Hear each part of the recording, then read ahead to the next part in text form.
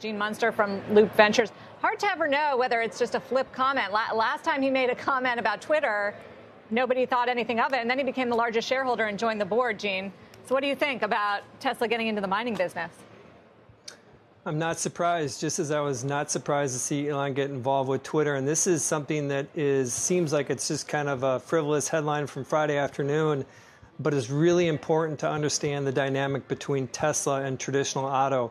This is true vertical integration, not only taking it from the point of how the manufacturing facility played out, what they did yesterday at Giga Texas, but going to getting, these are not rare elements, but getting elements and getting contracts on those. They've been doing that for a long time.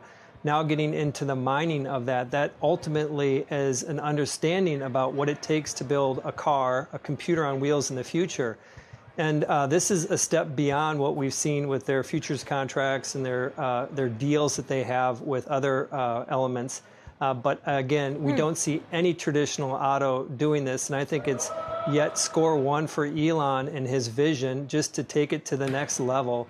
And I think you're going to see this. I think there's a high probability that they ultimately go there. Wow. So you think this is a real thing?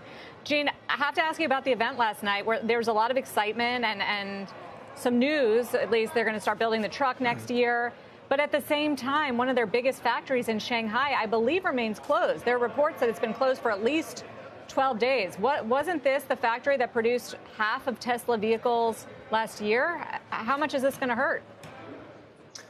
Well, it's going to come up. It is something that passes the materiality standpoint for investors. And to simply put numbers around this is they're probably going to miss 30 days of production from Shanghai. That is about 40,000 vehicles.